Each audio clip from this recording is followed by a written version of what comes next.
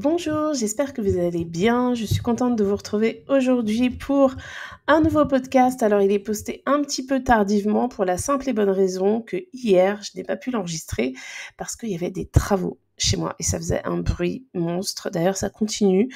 Mais là, je profite de la pause de midi pour enregistrer rapidement le podcast.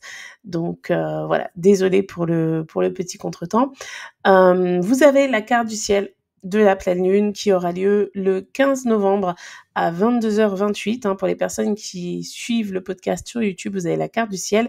Et ce que l'on remarque en premier lieu, c'est que la lune est en parfaite conjonction, enfin presque parfaite, puisque la lune sera à 24 degrés 01, c'est le degré de cette pleine lune. Donc lune en taureau à 24 degrés 01, soleil en scorpion à 24 degrés 01 du signe du scorpion, et la lune est conjointe à Uranus rétrograde qui sera à 25 degrés 18 du signe du taureau. Donc on peut parler d'une belle conjonction. Vraiment, on est dans une dynamique de transformation. Là, il n'y a pas de débat sur ça. C'est accompagné d'une autre opposition qui est très importante et qui va durer assez longtemps. Je pense que je préparerai une vidéo sur le sujet. C'est la présence de Mars en Lion qui fait face à Pluton en Verseau. Alors, là, c'est pas vraiment ressenti puisque au moment de la pleine lune, donc le 15 novembre, Pluton sera toujours en Capricorne. Mais pour les derniers jours de notre vie, en fait, c'est les derniers jours de notre vie avec Pluton en Capricorne, puisque le 19 novembre, il rentrera dans le signe du Verseau et cette fois-ci, ce sera vraiment parti pour 20 ans. Donc, ok, il n'y a pas l'opposition au moment de la pleine lune, mais 4 jours après, on sera toujours dans la lunaison Scorpion qui a démarré le 1er novembre et on aura cette opposition Mars-Pluton. Pourquoi c'est important ? Parce que Mars et Pluton, ce sont des astres qui symbolisent tous les deux le signe du Scorpion, signe dans lequel il y a le Soleil en ce moment. Donc c'est quelque chose de très important. Ça se joue sur l'axe Lion-Verseau, donc sur l'axe du moi, de ma créativité, de ma manière d'aimer et des gens que j'aime pour le Lion et de l'expansion de tout ça dans la vie sociale, c'est-à-dire comment j'utilise ma créativité pour des projets collectifs. C'est le fait de rassembler les gens, c'est aussi le fait de penser au futur, d'utiliser toutes les technologies qui permettent de communiquer, etc. Donc, on est vraiment sur un axe personnel et avec l'axe taureau-scorpion, on est sur l'axe qui parle de l'instinct de survie. Donc, cette pleine lune, elle va pas être calme, je pense, puisque si le signe du taureau est un signe calme par essence, la présence d'Uranus vient chambouler tout ça, puisque Uranus représente le taureau. Et Pluton en Verseau, ça représente le scorpion quelque part. Donc je sais que Pluton, je répète, est en Capricorne au moment de la pleine lune, mais ça va forcément avoir une incidence, quoi. Donc une pleine lune, c'est toujours une période de bilan par rapport à la nouvelle lune où on pose de réelles intentions. Alors on peut faire des vœux aussi à la pleine lune, mais c'est pas exactement pareil, parce qu'on est avec la lune qui est visible, le soleil éclaire tout son disque et donc on est dans une phase d'objectivité. Et l'objectivité, ça sert à rectifier ce qu'on a mal fait ou ce que l'on a un peu mis de côté par rapport à ce qu'on s'était promis au moment de la nouvelle lune qui a eu lieu le 1er novembre. Donc au travers de l'énergie du taureau, pour beaucoup de personnes, ça peut impliquer des questions matérielles ou des questions financières, garder ou se débarrasser de tel objet, de tel meuble, de tel vêtement. Ça peut être une bonne période pour toutes les applications comme Vinted, Le Bon Coin, etc. Parce qu'on peut avoir envie vraiment de se débarrasser du superflu. Il y a la notion de dépouillement qui accompagne cette pleine lune et la présence d'Uranus oriente le tout vers le changement.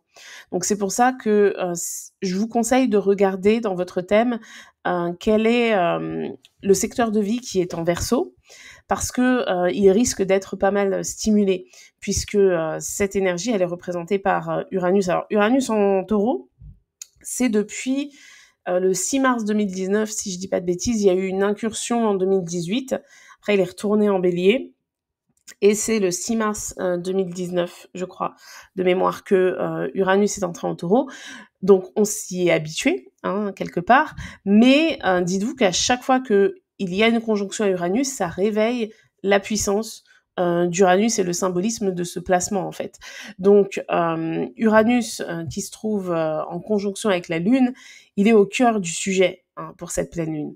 Donc l'objectivité attendue, les remises en question, parce qu'on est avec le Soleil en Scorpion quand même, qui sont attendues au moment de cette pleine Lune, ont pour but un changement. Et ce qui est intéressant, c'est que les changements uraniens ne sont pas forcément des changements que l'on provoque. Ça peut être des changements qui sont totalement indépendants de notre volonté. Et ici, on est dans une pleine lune, dans une lunaison qui se fait dans une dynamique fixe. Parce que le Taureau et le Scorpion, ce sont des signes fixes et ils détestent être brusqués. Donc, il est possible que beaucoup de personnes, notamment les personnes qui ont des astres dans les signes fixes, alors principalement Taureau, Scorpion, mais aussi Lion, Verseau, il est possible qu'il y ait une perte de maîtrise de quelque chose. Alors, c'est pas forcément grave, mais c'est quelque chose qui peut être très perturbant. Et ça mène vers l'évolution et vers le changement. Comme je vous le disais dans la vidéo sur la nouvelle lune, l'énergie Scorpion, c'est une énergie qui cherche à nous transformer, en fait. Donc, c'est pas une énergie qui cherche à nous apaiser ou qui définit le fait de vivre quelque chose de cool, d'agréable, etc. C'est souvent même très désagréable.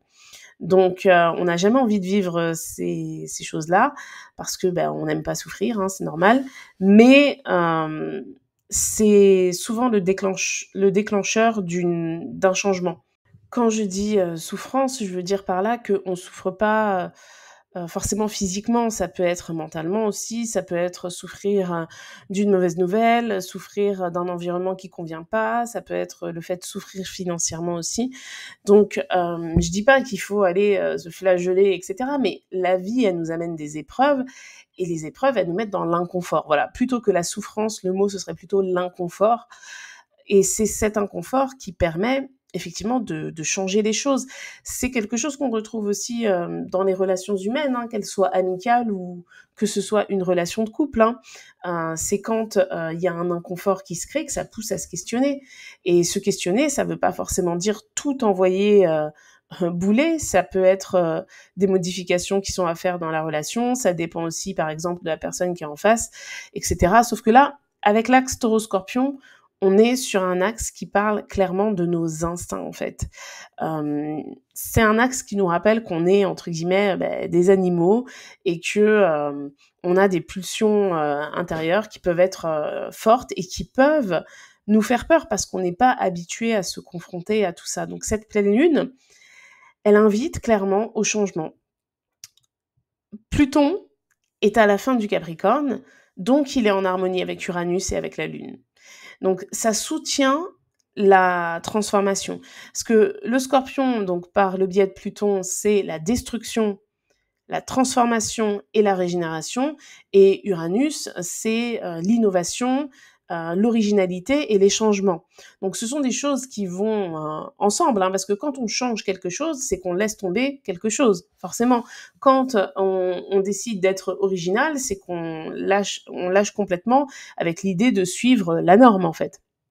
Donc ici, on est invité, je pense, à quitter une attitude normopathe, entre guillemets, pour aller toucher quelque chose de plus audacieux, qui peut être moins bien reçu par l'extérieur, du coup, mais qui permet d'instaurer un changement. Et puis, n'oubliez pas qu'avec Uranus en Taureau, les changements, c'est pas des changements qui durent 5 minutes, hein. Ça a pour aspiration à être durable. D'ailleurs, le temps, c'est représenté par Saturne. Saturne, il a repris un mouvement direct, il est dans le signe des Poissons et il est en harmonie, il est proche de Neptune, pardon, et Neptune est en harmonie avec Uranus. Neptune, c'est les idéaux. Neptune est très fort parce qu'il est dans l'énergie des Poissons et c'est son signe domicile. Et il faut pas oublier que l'année prochaine, Neptune, il va entrer en Bélier. Donc ça va être fini. C'est la dernière pleine lune en Taureau avec une harmonie à Neptune en Poisson. Ça n'arrivera plus de notre vivant, ça aussi. Donc on est en train de vivre des configurations astrales qui ne se reproduiront plus. Alors, c'est à peu près, similaire à ce qui s'est passé, en 2008 quand Pluton, quittait le Sagittaire pour entrer en Capricorne, en fait. Hein, donc là, il y a toute une nouvelle dynamique, qui se met en place. En plus, après, Neptune est entré, lui aussi en Poisson. Donc vraiment, c'est des périodes qui sont intenses. D'ailleurs, je ne sais pas comment s'est passée votre année 2024, mais pour beaucoup de personnes, ça a été intense et ça n'a pas été forcément très très fructueux en plus sur le plan, financier, hein. Alors pour des personnes, lambda, mais aussi pour des entreprises, on le voit. Pour, par exemple, des entreprises comme Volkswagen, quand j'ai vu ça, je me suis dit: «Ah ouais, quand même, on est en train de» enfin, il y a quelque chose qui se passe, quoi. Parce que Volkswagen, pour moi, c'est une marque de voiture, qui est fiable, qui a un bon rapport qualité-prix, qui est solide, enfin, qui a toujours, existé, enfin, ça me paraît fou que, ce soit une marque de voiture qui puisse faire faillite. Alors je dis pas qu'ils sont sur le point de faire faillite, mais ils sont en difficulté par rapport, à avant. On voit bien qu'il y a des choses qui changent et que, quand ça change, on a énormément de mal à revenir en arrière. Hem, je vous fais ce podcast là, on vient d'apprendre que Trump a été élu, président des États-Unis et en fait, j'avais lu un papier sur ça, sur l'écologie aux États-Unis et donc ça expliquait que c'était inconcevable pour, les Américains de, diminuer la voiture, par exemple, parce qu'ils sont trop habitués à ça et puis c'est pas la même configuration, que chez nous. Il y a des villes comme Los Angeles, par exemple, où, il y a pas du tout de transport en commun et où je sais même pas si c'est possible de faire des métros par rapport aux plaques, tectoniques. Bon, ça, c'est pas sûr, information à vérifier, mais ce que je veux dire, c'est que nous-mêmes, quand on a des changements, surtout quand c'est des changements récents, par exemple, vous voyez, aujourd'hui, si on dit que le télétravail, c'est 1 jour par semaine, je pense qu'il y a plein de gens qui auraient énormément de mal à revenir en arrière. Alors, bien sûr, s'il faudrait le faire, on le ferait, mais ce que je veux dire, c'est que l'être humain fonctionne à l'habitude et le signe du Taureau, c'est le signe des habitudes et quand, c'est ancré, c'est très difficile à changer. D'ailleurs, ça vaut aussi pour le couple notamment, hein. En général, un couple, qui démarre avec de mauvaises habitudes, il y a quand même beaucoup de chances pour que ça se finisse parce que c'est très difficile. C'est plus facile alors là, ce que je vais dire, je dénature complètement le couple de la relation amoureuse, hein, c'est très factuel, mais c'est plus facile de prendre une nouvelle personne et de lui donner, de bonnes habitudes par rapport à notre fonctionnement dès le début, un peu d'imposer, certaines règles et cetera, plutôt que, de transformer, les habitudes d'une personne avec laquelle on vit depuis 1 an, par exemple. Donc, on fonctionne vraiment comme ça et Uranus, il vient brusquer tout ça, ici, vraiment. Donc c'est, en ce sens que je pense que cette pleine lune, elle va être intense. Elle peut manquer aussi de logique et de bon sens parce qu'on a une dissonance de Jupiter à Saturne au moment de cette pleine lune et Jupiter, c'est une planète d'excès. Quand elle est en dissonance à un astre en plus comme Saturne qui représente, le pouvoir, qui représente les règles, qui représente l'ordre établi, là, on est vraiment dans une dynamique, de toujours plus.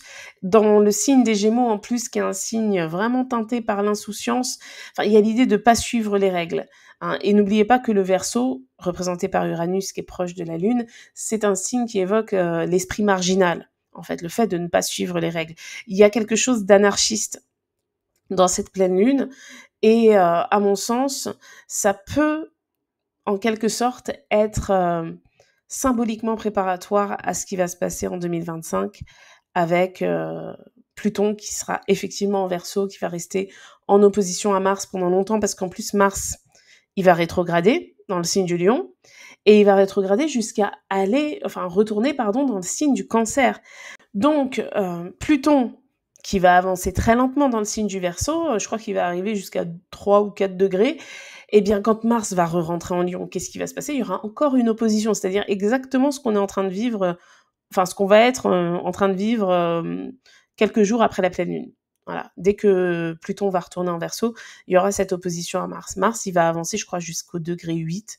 Oh, je sais plus, j'ai pas envie de vous dire de bêtises, mais il va pas beaucoup avancer pour reculer ensuite, retourner en Cancer et il va revenir après en Lion. Et Pluton va pas avancer beaucoup, hein. Donc cette opposition, elle sera toujours là. C'est un peu comme toutes les oppositions qu'il pouvait y avoir quand il y avait des astres en Cancer, quand Pluton était en Capricorne. Sauf que l'axe Cancer-Capricorne, c'est pas l'axe Lion-Verseau. C'est le Cancer et le Capricorne, ce sont des signes qui parlent du passé, qui sont reliés aussi à des fondations solides. Il y a le côté conservateur du Capricorne, le fait d'écouter ses émotions avec le Cancer, tandis que là, avec le Lion et le Verseau, on est dans une dynamique qui est beaucoup plus personnelle. On dit souvent qu'on évolue de plus en plus dans un monde individualiste. Pluton en Verseau, il va remettre en question tous les astres qui vont passer en Lion pendant 20 ans. Hein. Et donc forcément, d'ailleurs il y aura Jupiter à un moment, puisque Jupiter est en Gémeaux actuellement, donc je crois que ce sera 2026, hein. Et 2026, c'est la période où tous les astres lents, ça y est, ils seront dans des signes d'air et de feu. Hein. Donc ça va changer quand même pas mal de choses, et je trouve que cette pleine lune, elle est vraiment importante par rapport à ce qui va se passer en 2025, parce qu'elle ouvre la brèche des éléments air et feu, en fait. Avec la notion de changement pour Uranus, avec Jupiter en Gémeaux qui vient défier l'ordre établi Saturne et remettre en question aussi certaines croyances, et l'opposition Mars-Pluton qui aura lieu à partir du 19 novembre, qui décrit quelque chose qui va vraiment se reproduire. Pour le coup, Mars et Pluton, ils seront encore opposés. Je crois que Mars va quitter le signe du Lion en juin ou en mai, je sais plus, donc ça va durer longtemps. Ça va durer longtemps. J'ai fait un post sur ça sur Facebook et sur Instagram si ça vous intéresse. Je trouve que cette pleine lune, elle va être audacieuse et elle peut permettre l'émergence de nouveaux courants de pensée, de nouvelles idées et de nouveaux groupes aussi. Parce que Pluton en Verseau, c'est quand même la révolution. Hein, c'est quand même le fait de se soulever, de remettre en question les groupes établis. Donc ça peut être dans la vie personnelle de chacun, ça peut être le groupe d'amis, ça peut être le groupe de collègues, etc. Mais au niveau mondial, c'est les groupes politiques, je pense. L'énergie du Verseau, c'est une énergie qui représente le peuple. Hein. Donc, face à un Mars en Lion, c'est quelque chose de royal par rapport à Pluton en Verseau. Parce que le lion, c'est un signe qui décrit quand même la noblesse, la royauté. Et là, il y a vraiment une opposition. Alors même si dans beaucoup de pays, il n'y a plus de roi, cette sensation d'être un peu au-dessus des lois, hein, parce qu'on n'oublie pas que le Verseau, c'est le côté marginal, c'est quelque chose qui peut effectivement être perçu.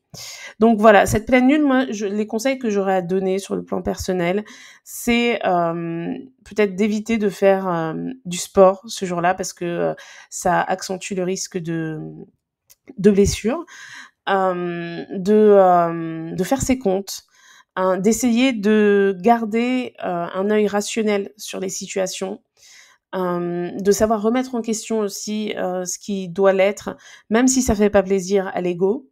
Mais remettre les choses en question et aller vers un changement, ça veut pas dire tout quitter et tout changer comme ça du jour au lendemain. Donc voilà, il y a peut-être un travail quelque part personnel à faire pour maîtriser les pulsions peut-être.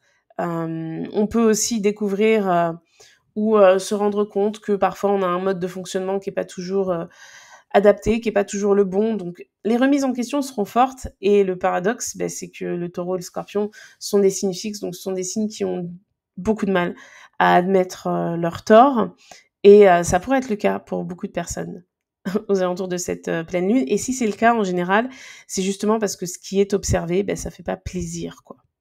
Mais bon, on n'est pas parfait, on fait tous des erreurs, et quand je dis que ça fait pas plaisir, c'est pas forcément en lien avec quelqu'un d'autre, hein, ça peut être juste envers soi-même. Le fait de réaliser avec conscience, de se dire, mais en fait, je me mens à moi-même sur ça, quoi. Je fais mal les choses sur ça.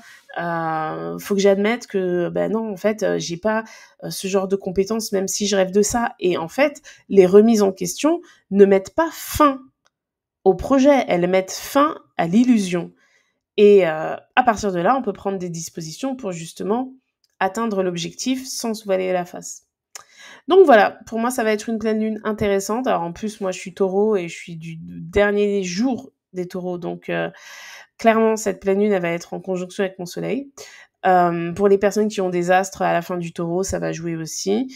Pour les scorpions, bien évidemment, alors particulièrement les personnes scorpions qui sont nées entre le 12 et le 16 peut-être, ça va jouer, enfin l'énergie de cette pleine lune, non pas entre le 12, elle a lieu le 15, entre le 13 et le 16, ça va jouer sur votre évolution solaire, cette pleine lune.